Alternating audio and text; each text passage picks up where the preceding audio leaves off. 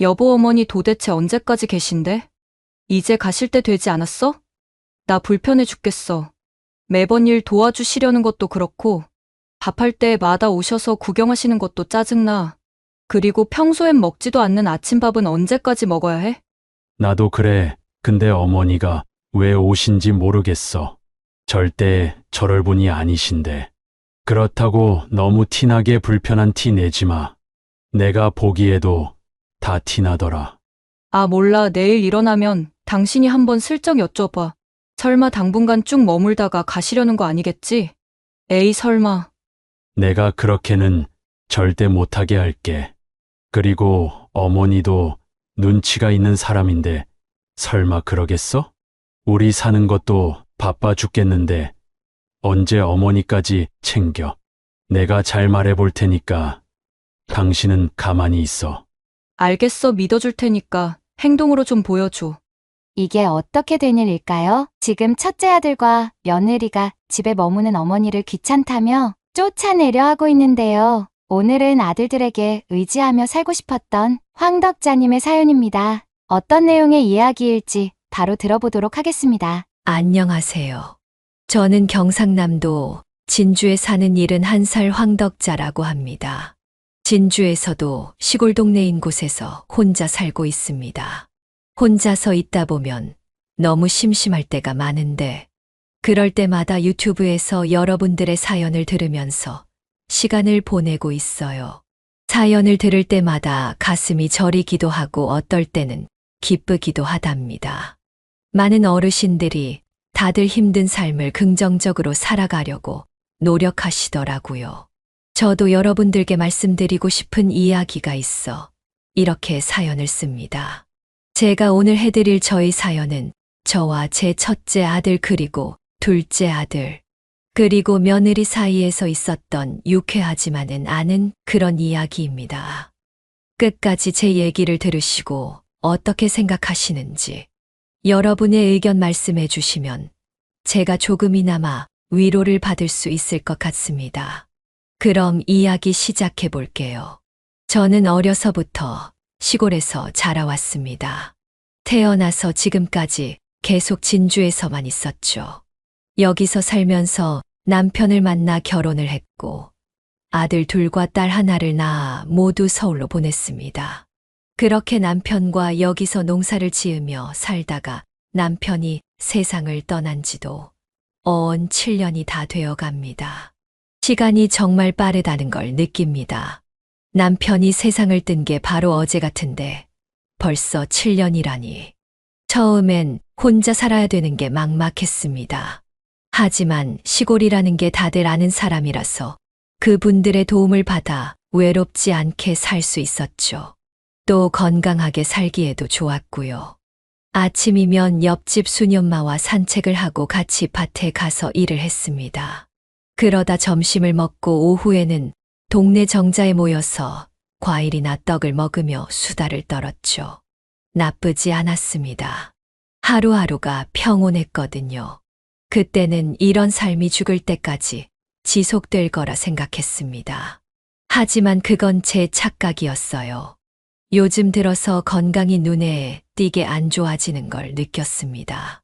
농사를 오래 짓다 보니 허리와 무릎이 안 좋았고 거기다 당뇨까지 찾아왔어요. 시내에 있는 병원에 가서 진료를 받았지만 의사는 나이가 들어 그런 거니 너무 염려치 말고 꾸준히 약을 챙겨 먹으라고만 말했어요. 하지만 점점 시간이 지날수록 약이 없으면 하루를 멀쩡하게 보내기 힘들 정도가 되었습니다. 병원을 가기 위해 버스를 타고 걷고 하는 것도 못할 지경이었으니까요. 어느 날은 정말 무섭더라고요. 이렇게 혼자 있다가 갑자기 졸도를 해버리면 어쩌나 하고요. 저를 지켜주는 사람이 없었습니다. 물론 이웃이 있었지만 제가 집에서 큰일이 나 버리면 아무리 옆집이라 하더라도 알 수 없을 테니까요. 그래서 저는 서울에 있는 큰 병원에 갈 겸 자식들을 보러 가기로 결심했어요. 아들들이 너무 보고 싶었거든요. 하지만 딸 아이는 미국에서 살고 있기 때문에 안 되고 첫째 아들과 둘째 아들네 집을 방문하기로 했습니다. 다음 날 아들들에게 줄 반찬을 가득 싸고 약을 가득 챙겨서 버스 정류장으로 향했습니다. 무거운 짐을 드니 두 배는 힘이 들더군요. 몸이 예전 같지 않으니 마음도 약해지는 것 같았습니다. 그럴 때마다 아들들의 모습을 떠올렸습니다. 저를 반갑게 맞이해 줄 아들들을 생각하니 그래도 힘이 났습니다. 제가 농사 지어서 대학교까지 졸업시킨 자랑스러운 자식들이었으니까요. 지금은 첫째, 둘째 모두 괜찮은 회사에 다니면서 결혼까지 했습니다. 저는 어쩌면 엄마로서의 역할은 모두 한 셈이었죠. 주변 이웃들의 자식들은 시골에서 농사를 짓거나 시내에서 장사를 했는데 제 두 아들은 모두 서울에 있으니 가끔은 자랑할 수 있어 좋았습니다. 좋은 점만 있는 건 아니었어요. 다른 사람들은 자식들을 자주 볼 수 있었지만 저는 기껏해야 명절에 2번 정도만 볼 수 있었거든요. 그래도 명절마다 꼬박꼬박 먼 길을 와주는 자식들에게 고마웠습니다. 그래서 이번엔 제가 가기로 한 거죠. 물론 전화는 미리 했습니다. 하지만 많은 걸 준비하지 말라고 했죠. 그건 제가 부담스러웠으니까요. 그렇게 버스 안에서 창밖을 바라보며 가다 보니 금방 서울에 도착했습니다. 서울은 밤에도 반짝반짝 하더군요. 그 빛이 꼭 가족들이 저를 보고 웃어주는 것처럼 보였습니다. 서울의 빛과 소음이 저를 들뜨게 했죠. 물론 불안하고 익숙하지 않았습니다. 그러나 조금 있으면 첫째 아들이 데리러 올 것이었죠. 하지만 30분을 기다려도 아무도 오지 않았습니다. 저는 불안한 마음에 아들에게 전화를 걸었죠. 만석아, 어디쯤이냐? 차가 많이 막히는 거야? 아, 어머니 죄송해요. 제가 어머니 오신다는 걸 깜빡했네요. 어떡하죠? 거기서 택시 타고 오세요. 제가 문자로 주소 보내드릴 테니 기사님한테 보여주면 될 거예요. 저는 그 말을 듣고 불길한 느낌을 받았습니다. 어떻게 제가 온다는 걸 깜빡할 수가 있는지요. 아들의 말투에서도 반가워하는 느낌보다는 귀찮아하는 느낌이 강했죠. 서울에 잘 살고 있는 아들에게 의지 좀 해도 되지 않을까 생각하며 올라왔는데 왠지 잘못 생각한 느낌이 들어 불안했습니다.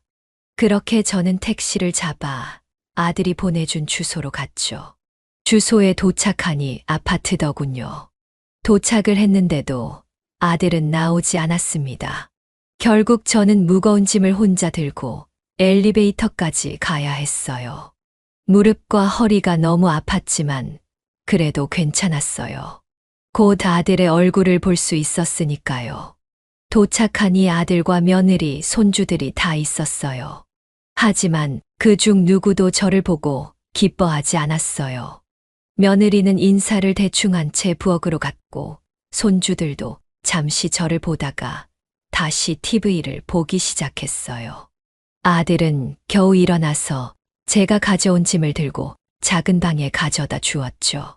그때 저는 제가 느꼈던 불안감이 실제로 벌어졌다는 걸 실감했어요. 제가 이 순간을 얼마나 기대했었는지 그들은 몰랐을 겁니다. 저의 기대는 점점 사라져갔죠. 마치 누군가 저에게 찬물을 확 끼얹은 느낌이었어요. 그래도 저는 웃으며 손주들에게 다가가 용돈과 사탕을 주었습니다. 그제서야 손주들은 저에게 관심을 보였죠.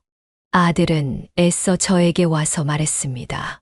어머니, 제가 마중을 못 나가서 죄송해요. 식사는 하셨죠?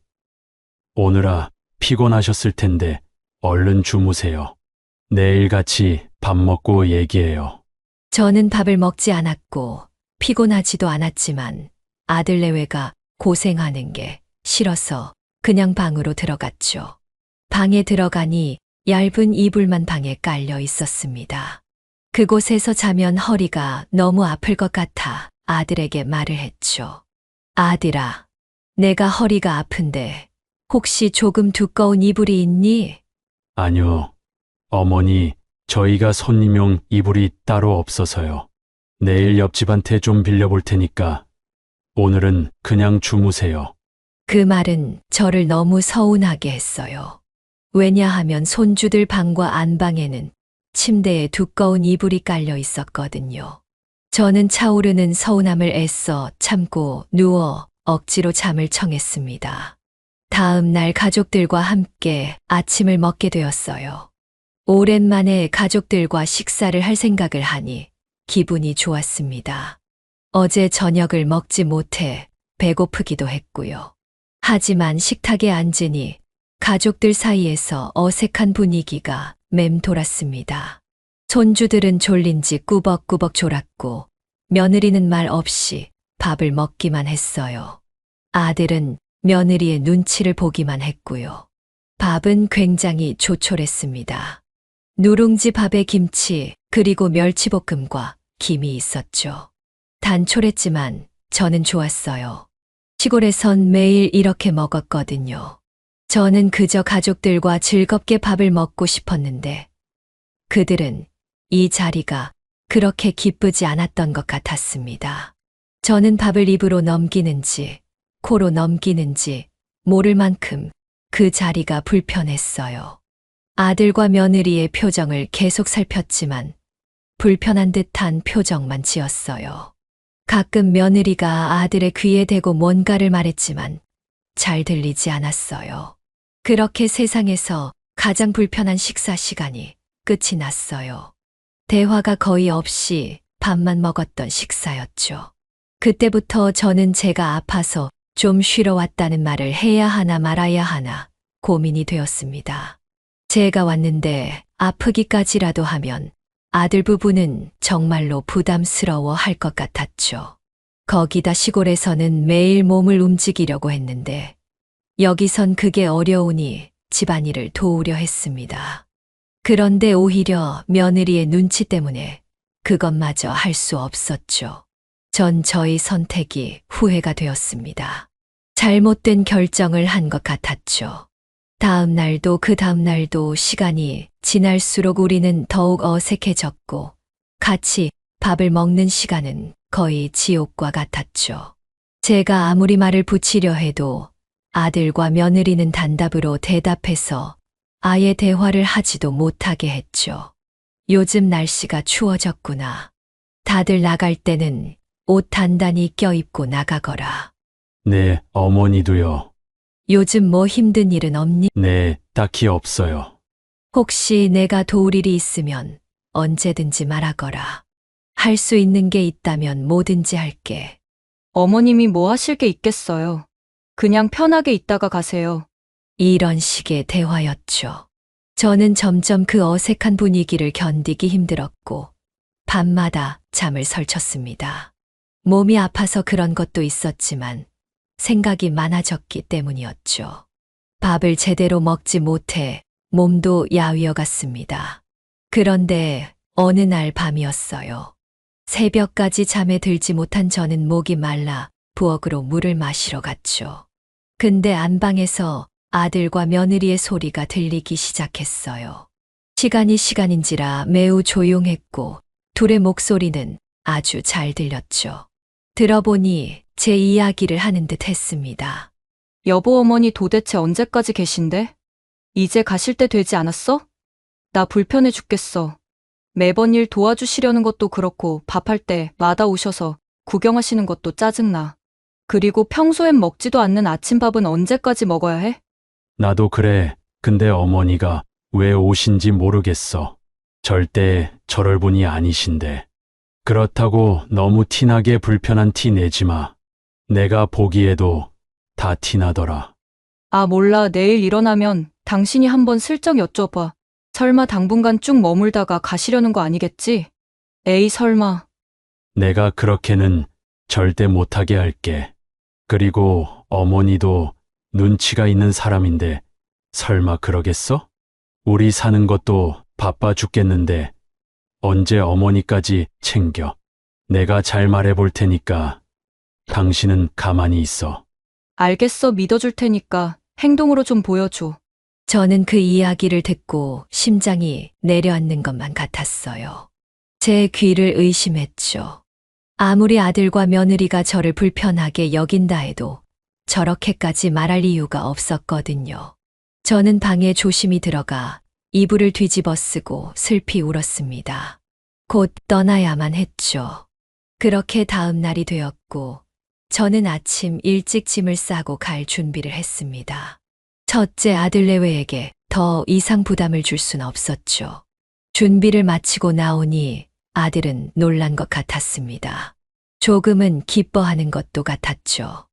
어머니 가시게요? 그래, 이제 슬슬 가야지. 왜요? 좀 더 있지 않으시고요.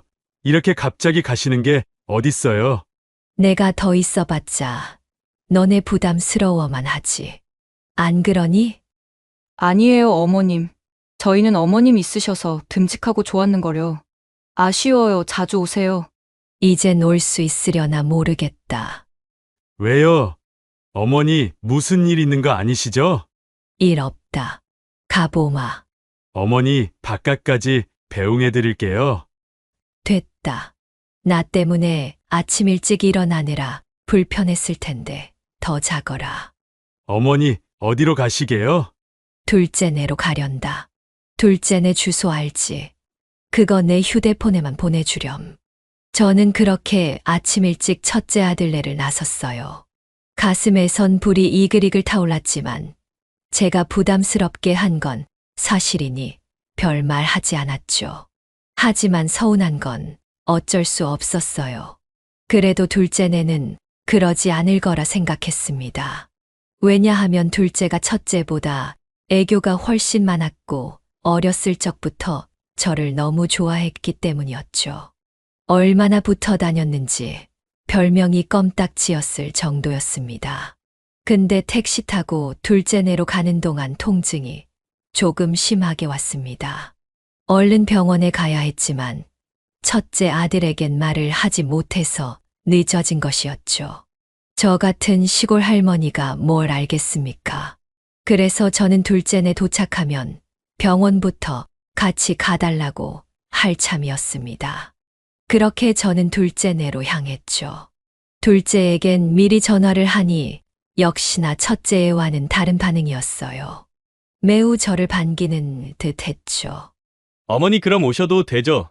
얼른 오세요. 식사는 하셨어요? 아직이란다. 뭐 하고 있니? 저는 일어나서 회사 갈 준비하죠. 오시기 전에 출근해야 할 것 같아요. 아내한테 말해서 아침 차려달라고 부탁해 놓을게요. 이따가 저녁에 봬요. 그래. 회사 잘 다녀오거라. 저는 첫째네 때문에 기분이 불편했지만 그래도 둘째의 밝은 목소리에 다시 설레기 시작했죠. 제가 바라던 것이었어요.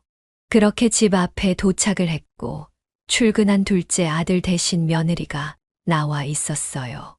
어머니, 오랜만이네요. 오시느라 힘드셨죠? 짐 저한테 주세요. 그래, 아가야. 잘 지냈니? 네, 저야 잘 지냈죠. 어머니 창란젓 좋아하시죠? 제가 아침은 간단히 따뜻한 누룽지에 창란젓 준비해뒀어요. 고맙다. 내가 젓갈 좋아하는 건 또 어떻게 알아서.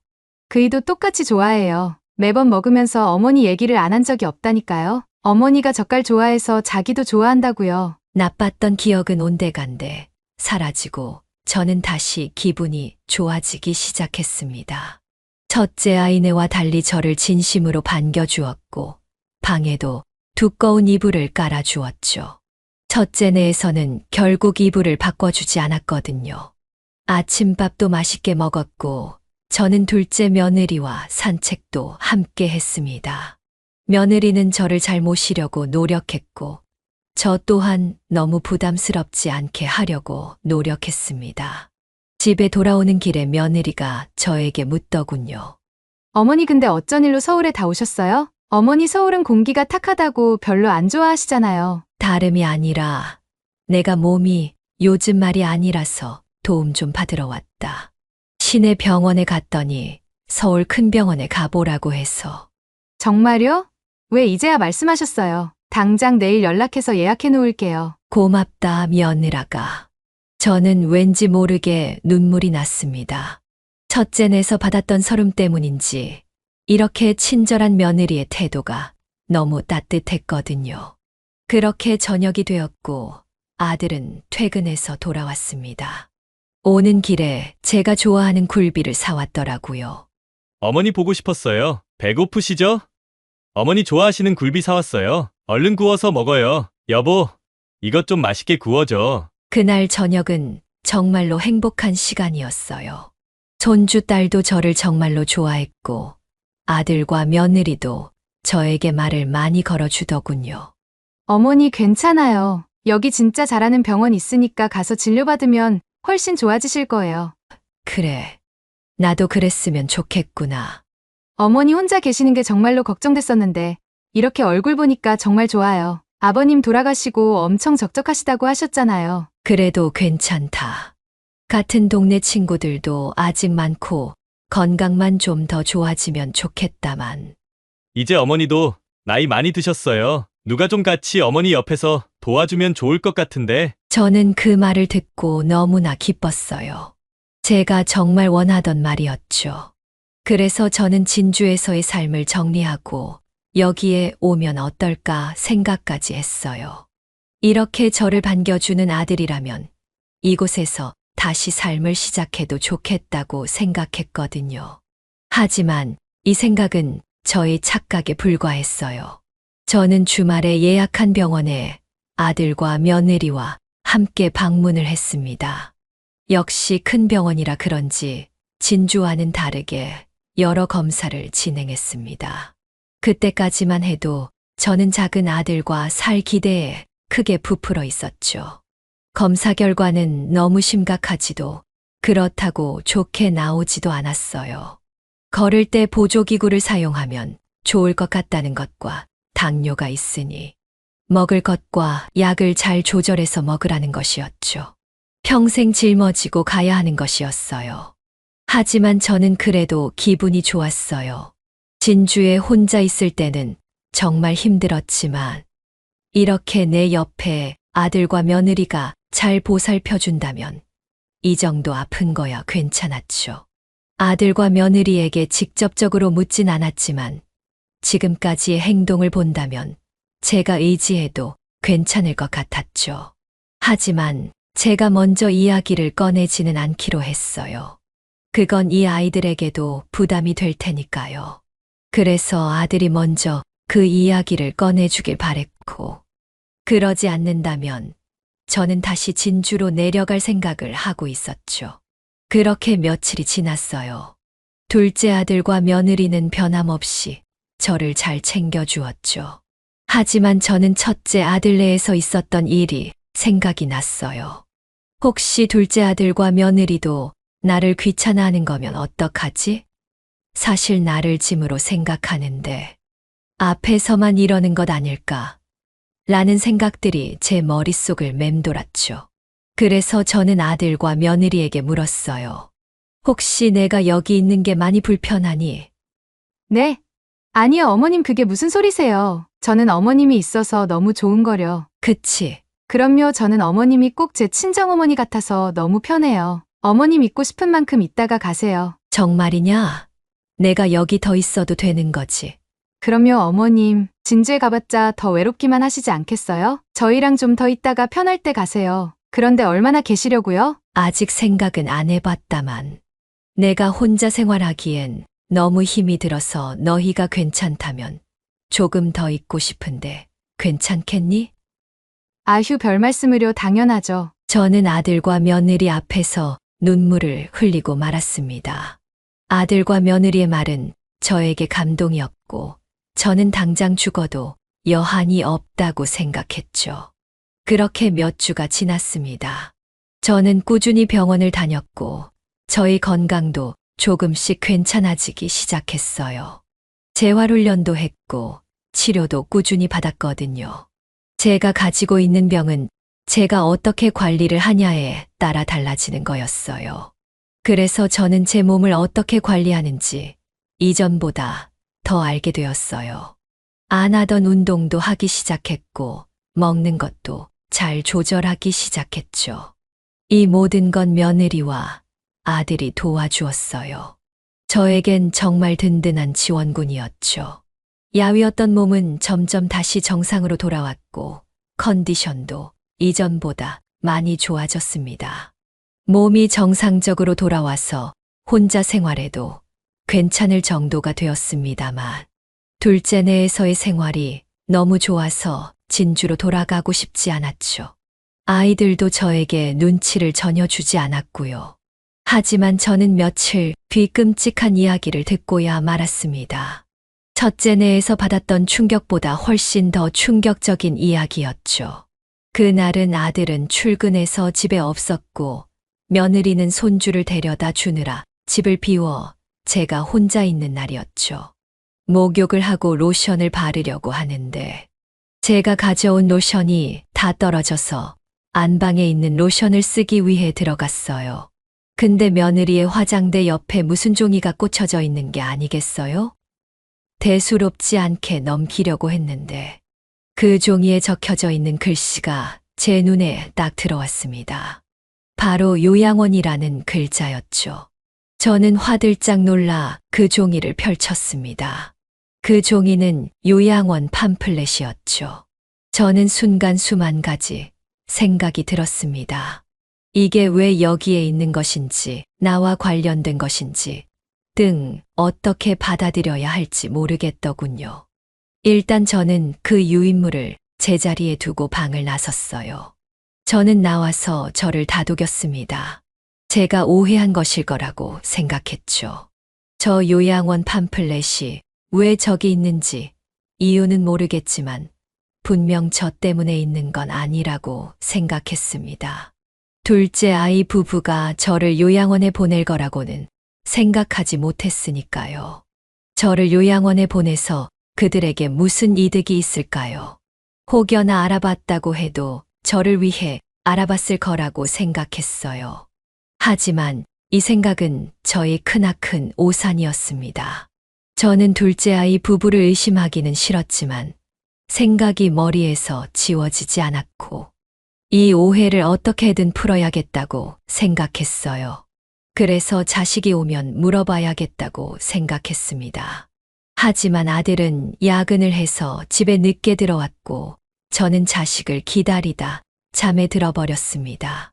약이 생각보다 강해서 잠이 잘 왔거든요. 근데 새벽 중간에 깨버리고 말았어요. 소변이 마려워서였죠. 그래서 화장실에 가려고 방에서 나왔습니다. 아이들이 깰까봐 조심스레 발을 옮기는데 둘째 아들과 며느리가 속닥거리는 소리가 들렸습니다. 저는 혹시나 제 이야기를 하는 건가 해서 가까이 다가갔죠. 역시나 둘은 제 이야기를 하고 있었습니다. TV를 켜놓고 이야기를 해서 소리가 잘 들리진 않았지만 그래도 이야기는 알아들을 수 있었죠. 여보, 알아본 건 어떻게 됐어? 가격도 괜찮고 시설도 나쁘지 않아. 아마 내가 어머니 잘 설득하면 가실 수도 있을 것 같아. 가실 수도 있어가 아니라 무조건 가셔야지. 거기 가면 밥도 주고 일도 해주고 병수발도 다 해주는데 무조건 가시는 게 맞지. 요즘 힘들지? 우리 어머니 보살펴 주느라고. 그래도 참아야지. 나중을 위해서라도. 저는 그 이야기를 듣고 무슨 말을 하는지 의아했습니다. 하지만 곧 두 아이의 진심이 나오더군요. 아참 여보, 어머니 땅값 지금 많이 올랐다고 했지? 맞아. 아마 몇 년 안에 그 근처에 도로가 깔린다고 해서 좀만 더 기다리면 더 오를 거야. 근데 어머니는 대대로 내려온 땅이라고 지금까지 안 파셨거든. 어머니 요양원에 들어가게 되면 돈이 필요하니까 그 핑계로 땅 팔아서 어머니 보내드리고 남은 건 우리가 가져야지. 너무 좋다. 우리 그 땅 팔면 비싼 데로 이사 갈 수 있는 거야? 물론이지. 집이 뭐야. 차도 바꾸고 가구도 싹 다 바꿔야지. 생각만 해도 너무 좋아. 어머니 돌아가실 때까지 꼼짝없이 기다려야 한다고 생각했는데 이렇게 빨리 기회가 올 줄 몰랐어. 그니깐 말야. 바보 같은 첫째 형 때문에 우리만 경사났지 뭐야. 복이 굴러들어온 것도 모르고 하여간 옛날부터 둔하긴 했어 사람이. 분명 어머니는 첫째 형한테 실망해서 우리한테 땅을 맡기실 거야. 그럼 내가 잘 처분해봐야지. 당신 멋지다. 근데 언제 말씀드리려고? 좀 더 지켜보자. 어머니가 완전히 우리를 신뢰하고 믿으실 때까지 그때까지 참을 수 있지? 그럼 얼마든지. 사실 어머니 보살피는데 귀찮고 힘들었거든. 효도한다는 마음으로 한 거지. 그래, 맞아. 이게 효도지. 어머니 좋은 요양원 보내드리는 것도 효도고, 우리 같은 효자 효녀가 어딨어? 저는 둘의 대화의 하늘이 무너지는 듯 했습니다. 지금까지 저에게 잘해준 이유가 집안 대대로 내려온 땅을 팔아서 자기들이 차지하려고 했던 거죠. 제가 만약 자식들에게 더 얹혀 살게 된다면 저는 아들의 말을 들을 수밖에 없고, 아들은 분명 땅을 처분한 뒤 저를 요양원에 보낼 것이었습니다. 저는 입이 바짝 말랐죠. 그 자리에서 쓰러질 것 같았지만 있는 힘을 다해 방으로 돌아왔습니다. 오히려 첫째네에서 들었던 이야기가 덜 충격적일 정도였죠. 사실 저는 대대로 내려온 땅에 대한 의지는 없었죠. 남편은 그런 게 있었지만 저는 딱히 상관없었습니다. 그리고 어차피 제가 죽으면 자식들이 처분해서 나눠 가질 것이었죠. 물론 제가 죽고 나서의 일입니다. 근데 그 시간을 참지 못하고 미리 유산을 가지고 싶어서 저에게 이런 연기를 했던 것입니다. 저는 그들에게 매우 화가 났고 괘씸했죠. 왜 제가 이런 취급을 받아야 하는지 몰랐습니다. 저는 그저 그들에게 돈에 불과했죠. 둘째 아들과 며느리는 저를 가족으로 생각하지 않았고 그냥 짐처럼 여긴다는 생각이 저를 끝없이 외롭게 만들었어요. 당장 진주로 돌아가고 싶었죠. 저는 누워서 가슴이 먹먹해진 채 밤을 새웠습니다. 그날 밤은 밤새 뒤척이며 잠을 이루지 못했어요. 그 대화를 들은 이후로 하루하루가 무겁게 느껴졌습니다. 마음 편할 날이 없었죠. 그들 사이에서 느껴지는 미묘한 감정이 이제 느껴지기 시작했습니다. 그들의 미소가 가증스럽게 보였고 그들이 말하는 달콤한 말에서 악취가 났습니다. 저는 어떻게 할 건지 결정하기 전까지는 티를 내지 않으려고 했지만 어쩔 수 없이 티가 나더군요. 이렇게 연기하는 게 어려운데 그 둘은 어찌 그렇게 자연스럽게 하는지.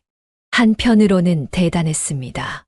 결국 아들 부부와 저는 대화가 줄어들었고 분위기는 점점 차가워졌습니다. 한 번은 저 때문에 싸우곤 하더군요. 아니, 당신이 어떻게 했길래 어머니가 저렇게 변하셔? 무슨 잘못이라도 한 거 아니야? 무슨 잘못을 해? 나는 이전과 똑같이 했어. 나도 어머님이 왜 저러시는지 모르겠다고. 당신이야말로 뭐 걸리는 거 없어? 나도 없지. 내가 무슨 잘못을 해? 그럼 도대체 왜 저러시는 건데? 아프셔서 그런 건가? 나도 모르겠어. 어쨌든 나도 조심할 테니까 당신도 조심해. 최대한 어머니 비위 맞춰드리고 가장 좋은 것만 해드려. 당신도 알겠지만 진짜 중요한 시기야. 이번에 놓치면 우리는 진짜 오래 기다려야 한다고. 그것도 첫째 형이랑 반반씩 나눠야 하고. 첫째 형은 욕심이 드글드글해서 더 가지고 가려고 할지 몰라. 안 돼, 그런 일은 절대 있어선 안 돼. 알겠어, 내가 내일 당장 어머니 좋아하시는 거 장 봐서 요리할게. 같이 산책도 하고. 그래, 조금만 힘내줘. 절대 쓸데없는 말은 꺼내지 말고. 요양원에 대해서는 내가 타이밍을 잘 봐볼 테니깐. 참으로 어이가 없었죠. 다음 날 며느리는 진수성찬을 제게 차려왔습니다. 다 제가 좋아하는 것들이었지만 손을 대기조차 싫었죠. 절 보고 웃는 며느리가 가증스러웠어요.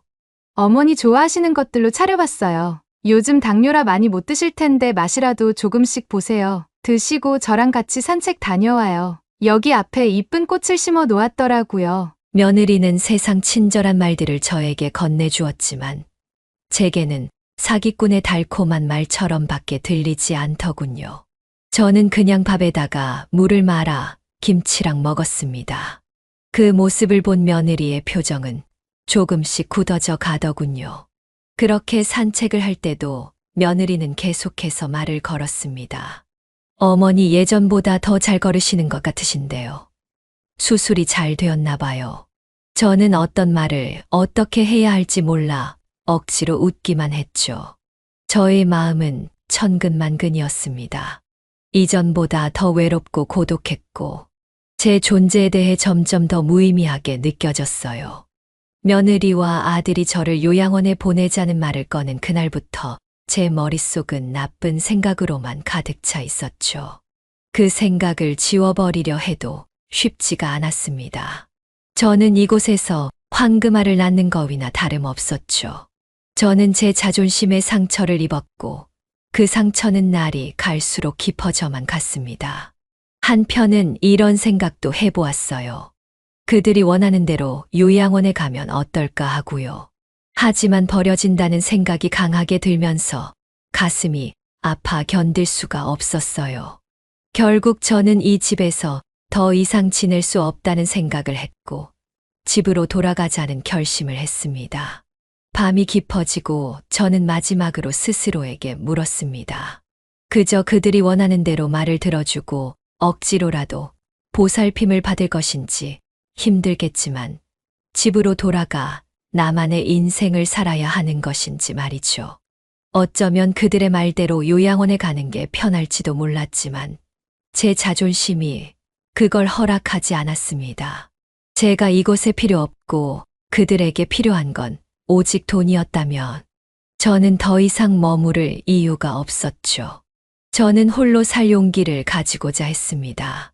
지금껏 그래왔던 것처럼 자신을 포기하지 않고 혼자서 남은 인생을 제 방식대로 살아가자고 생각했어요. 그래, 다시 진주로 돌아가자. 그리고는 새롭게 내 인생을 사는 거야. 이렇게 생각하니 마음이 한껏 가벼워지더군요. 비가 온 뒤 땅이 굳어진다고 이제는 누군가에게 기대지 않고 내 힘으로 살아가야겠다는 의지를 가지게 된 것 같아 마음이 더 단단해진 것 같았어요. 그날 밤 저는 조용하게 짐을 챙겼어요. 반찬통은 여기다 두고 가도 괜찮으니 몇 벌의 옷과 세면도구만 챙기면 됐죠. 짐을 다 싸고 나니 짐이 생각보다 가볍더군요. 아들과 며느리는 깊이 잠들어 있는 것 같았어요. 저는 그들이 깨기 전에 집으로 가기로 했습니다. 저는 조심히 문을 열고 신발을 신은 뒤 조용하게 문을 닫았어요. 첩보 영화를 찍는 것처럼요. 그리고 복도를 걸어 나왔어요. 복도는 매우 어두웠고 조용했습니다. 제 발소리가 울려 퍼졌어요. 저는 아파트를 나와 택시를 불러서 버스 터미널로 향했습니다. 밤이 늦었지만 역시나 서울은 불빛으로 가득했어요. 처음 서울에 도착했을 때는 설레임의 불빛으로 보였다면 가는 길엔 우울함의 불빛으로 보였죠. 하지만 저는 마음을 다시 다잡았어요. 이미 저지른 일이니까요. 그렇게 생각하니 홀가분하더군요. 이제는 아무에게도 의지하지 않고 제 자신의 힘으로 삶을 개척해가고자 했으니까요. 그렇게 저는 심야 버스표를 끊고 다시 진주로 돌아가는 버스를 탔습니다. 다시 집에 가는 길엔 매우 고독했어요. 불안하기도 했지만 저의 선택이 저를 더 올바르고 강한 길로 인도할 것이라 믿었죠. 진주에 도착해서 버스에서 내리자 저는 차가운 공기를 있는 힘껏 들이마셨어요. 서울과 달리 깨끗한 공기였죠. 더럽혀진 제가 정화되는 느낌이었어요. 마치 저를 반겨주는 듯한 느낌도 들었고요. 거기서 다시 택시를 타고 집으로 돌아왔습니다. 집은 역시 적막하고 고요하더군요. 제가 집에 왔을 때 깨달았던 건 집을 오래 비워놨음에도 굉장히 깔끔하다는 거였어요. 저는 이웃에 사는 친구들이 제가 없을 때 집 청소를 해줬다는 걸 알았죠. 그걸 아니 마음이 뭉클해 눈물이 흐르더군요. 이게 정말 내가 원했던 거라고 생각했어요. 저는 깨끗이 목욕을 하고 툇마루에 앉아 풍경을 바라보았습니다. 굉장히 편안한 마음이 들었어요. 이제는 누구의 눈치도 보지 않아도 되고 의심도 하지 않아도 된다는 것이요.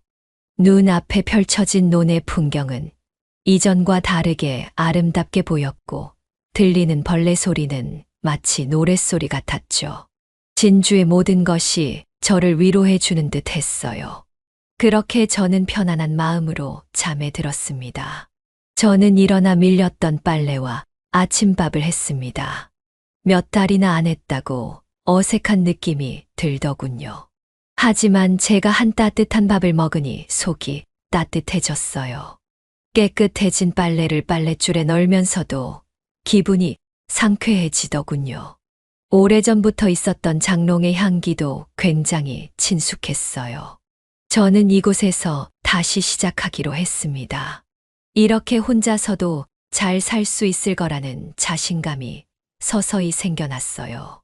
물론 주변 이웃의 도움이 필요할 때가 있겠지만 내 인생은 결국 내가 책임져야 한다는 결심이 굳어졌습니다. 그렇게 도착한 다음 날 아들에게 전화가 왔습니다. 하지만 저는 받지 않았죠. 나중에 확인하니 부재중 전화가 10통이나 와 있었습니다. 저는 괜찮으니 연락하지 말라는 문자만 띡 남기고 더 이상 휴대폰을 쳐다보지 않았죠. 통쾌한 기분이 들었어요. 아마 아들과 며느리는 지금쯤 굉장히 당황해하고 있을 터였어요. 자신들의 계획이 틀어졌으니까요. 저는 아들과 며느리가 다투는 모습을 상상하며 짓궂지만 웃음이 나왔어요. 그렇게 저는 저만의 일상을 다시 시작하게 되었죠. 하지만 몸이 조금 불편해서 저를 가끔 와서 돌봐줄 사람을 구했어요. 동남아에서 온 처자였는데 한국말은 조금 서툴지만 저를 지극정성으로 잘 보살펴 주었죠. 나이도 어려서 마치 제 손주들을 보는 듯한 느낌도 들었고요. 몸이 정말 아플 때 누군가가 옆에서 도와준다는 것이 이렇게 커다란 것인지 몰랐습니다. 저는 약을 잘 챙겨 먹었고 저를 도와주는 처자는 매일 같이 저와 산책을 하고 스트레칭을 시켜주면서 무릎 재활을 도와주었죠. 밥도 나물 위주로 잘 챙겨 먹었어요. 그렇게 시간이 지나니 점점 몸이 회복되는 듯 하더군요. 조금씩 밭일도 할 수 있게 되었고 점점 더 멀리 산책을 갈 수 있었습니다. 저는 다시 이웃 친구들과 함께 일상을 지낼 수 있게 되었고 이전보다 더 사소한 것에 행복을 느낄 수 있었습니다. 갓 지은 밥의 온기, 다 마른 빨래의 상쾌한 향기, 논밭을 걸을 때 들리는 청량한 소리들, 이 모든 게 저에게 행복으로 다가왔어요. 그리고 가장 행복할 때는 농사를 지을 때였어요. 물론 몸이 아파서 많은 양을 하지는 못했지만요. 저는 이 넓은 논이 저에게 너무나 많다는 생각이 들었죠. 그래서 이 땅을 필요한 사람에게 팔고 그 돈으로 더 가치 있는 일을 하고 싶다는 생각이 들었어요. 저에겐 조그만 땅만 있으면 됐거든요. 땅을 팔아 어느 정도는 제 생활비와 노후를 위해 저축해 놓고 나머지 돈은 이 돈이 필요한 누군가에게 주려고 했어요. 물론 그건 제 아들과 며느리는 아니었죠. 그들은 지금의 돈으로도 충분해 보였어요. 돈을 더 가지고 싶은 건 그저 욕심이었죠. 그래서 저는 땅을 팔기 위해 아는 사람에게 부탁을 해놓았고 팔리는 동안 이 돈을 어디다가 쓸 것인지 고민을 하기 시작했어요. 그렇게 며칠이 지났을까요? 땅을 내놓았다는 소식을 어디선가 들었는지 둘째 아들과 며느리가 저를 보러 내려왔어요. 제가 논에서 일을 하고 돌아왔는데 저희 집 마당에 서 있더라고요. 아들은 보자마자 저에게 다가와 물었습니다. 어머니 땅 파신다는 게 사실이에요? 오자마자 그 소리냐? 그래, 네 말이 맞다. 나에겐 필요도 없는 땅 팔려고 한다. 그 땅 지금 팔아서 뭐 하시게요? 곧 우리 논 옆에 도로 깔린다는 뉴스 쫙 풀릴 텐데 그 이후에 팔아도 늦지 않아요. 지금 팔면 손해라고요. 알고 있다. 근데 나는 정말 논에서 농사를 지을 사람에게만 팔 거야. 그건 내가 확실하게 할 거고. 그리고 우리 논이 아니라 내 논이란다. 나와 네 아버지가 일군 땅이야. 아, 어쨌든요. 그 땅 판 돈으로 뭐 하시려고 하는데요? 그건 알아서 뭐 하게. 내 돈이니까 내가 알아서 쓰겠지. 어머니 도대체 우리한테 왜 그러시는 거예요? 제가 뭐 잘못이라도 했어요? 잘못을 했으면 말씀이라도 해주세요. 어머님 제가 잘 못 모셔서 그러시는 거라면 사과드릴게요. 제가 생각해보니 더 잘 모셨어야 했던 것 같아요. 부디 저희를 불효자로 만들지 말아주세요. 그 둘의 목소리는 다급했고 불안감이 섞여 있었습니다. 그 둘이 얼마나 제 돈을 원하는지 깨달았죠. 이 돈이 없으면 그들의 생활이 얼마나 불행해질지 생각하니 묘한 쾌감이 느껴지더군요.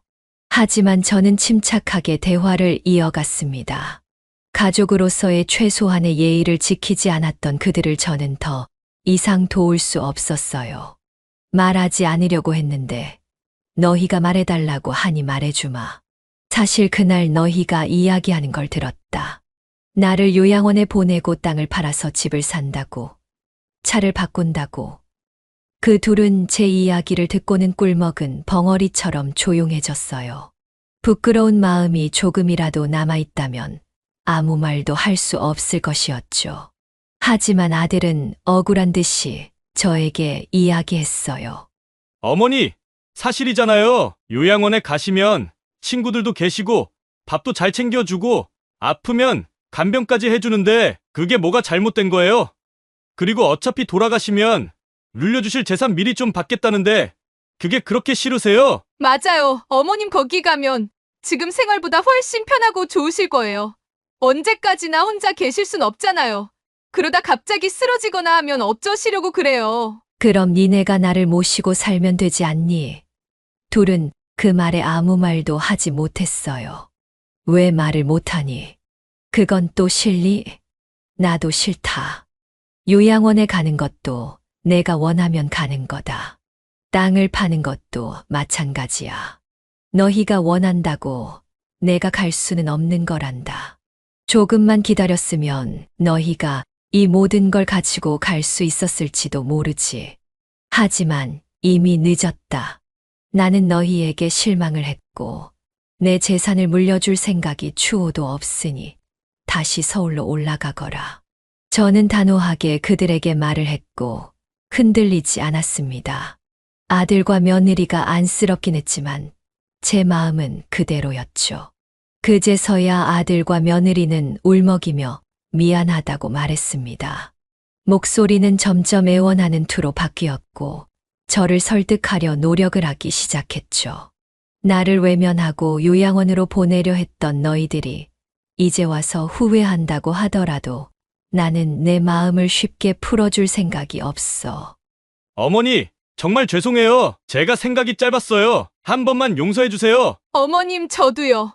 한 번만 더 기회를 주시면 다시는 그러지 않을게요. 그럴 생각조차 하지 않을 테니 제발요. 저는 아들과 며느리에게 당분간 저를 찾지 말라고 한 뒤 그들을 지나쳐 집 안으로 들어가 문을 잠갔죠. 문 밖으로 그들의 화난 목소리가 들리더군요. 저는 그제야 그동안 제가 받았던 상처를 갚은 듯 했습니다. 이것이 저희 작은 복수였죠. 저는 그들이 가고 나서야 집 밖으로 나왔고 밤하늘에 펼쳐진 별들을 보았습니다. 밖은 추웠지만 공기가 맑았습니다. 이제 남은 생은 저 스스로 책임져야 한다는 결심이 확고해졌죠. 가족들에게 다시는 기대지 않겠다는 마음도 생겼습니다. 그들과의 관계를 끊고 홀로 서는 것을 결심한 제 자신이 기특하고 자랑스러웠어요.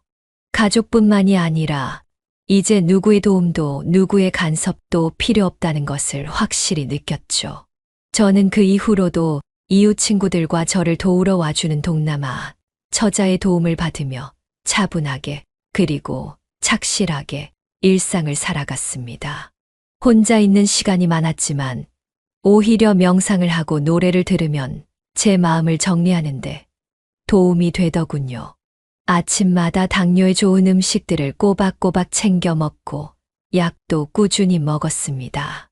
산책과 스트레칭도 열심히 해주고 날씨가 좋은 날엔 동남아 처자랑 가까운 저수지로 소풍을 가기도 했습니다.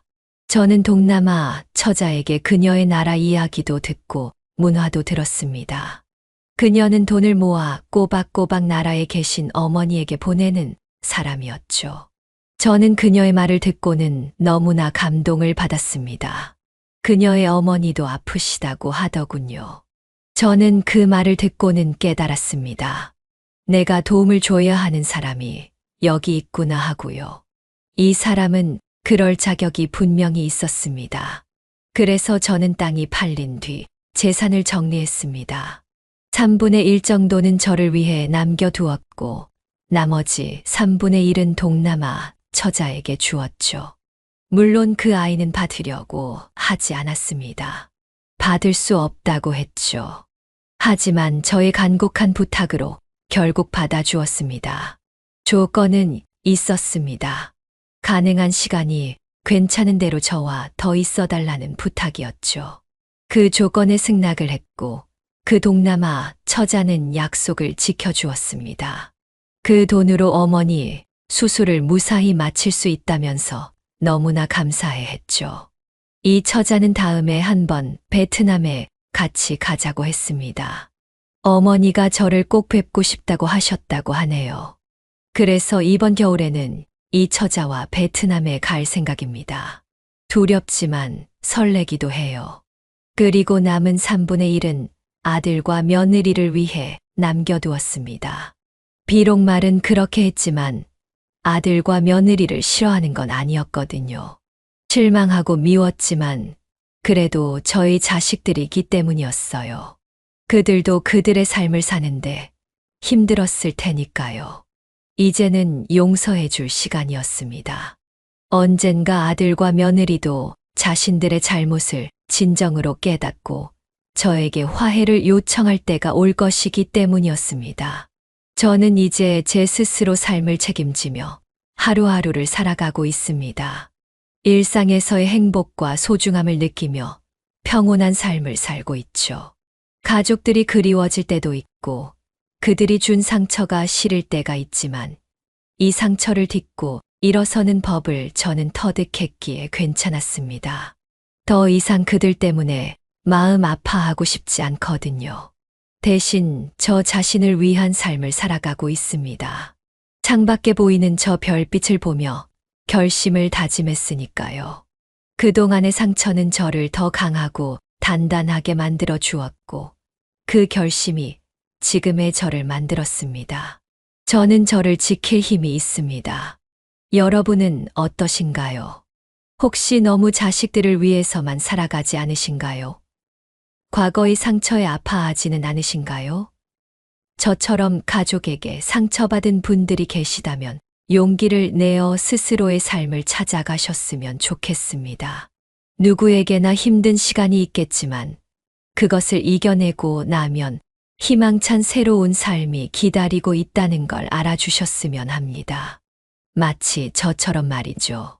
이제 저는 남은 인생도 홀로 씩씩하게 살아가려고 합니다. 제가 좋아하는 걸 하면서 제가 좋아하는 사람들을 만나면서 말이죠. 혼자라는 사실은 더 이상 무섭지 않아요. 그리고 여러분은 혼자가 아닙니다. 여러분을 사랑해주는 사람들을 만나세요. 여러분 안에는 이미 홀로 인생을 살아갈 수 있는 힘이 있답니다. 세상은 넓고 시간은 별로 없습니다. 우리 모두 힘내서 짧은 인생 행복하게 사셨으면 좋겠네요. 지금 이 순간 행복을 느끼시면서 나의 힘을 믿고 앞으로 힘차게 나아가시길 바랄게요. 제 이야기는 여기까지입니다. 지금까지 들어주셔서 감사합니다. 네, 오늘 이야기는 어떠셨나요? 오늘 이야기를 듣고 어떻게 생각하시는지 어머님, 아버님의 생각을 댓글로 공유해주세요. 저는 또 다른 사연으로 찾아뵙겠습니다. 좋아요, 구독, 알람 설정을 통해 앞으로도 따뜻한 정을 나눌 수 있게 함께 해주세요. 어머님, 아버님의 삶의 지혜와 경험을 나눌 수 있는 통로가 되겠습니다. 오늘도 인생을 바꾸는 관점을 통해 사연을 들어주셔서 감사합니다.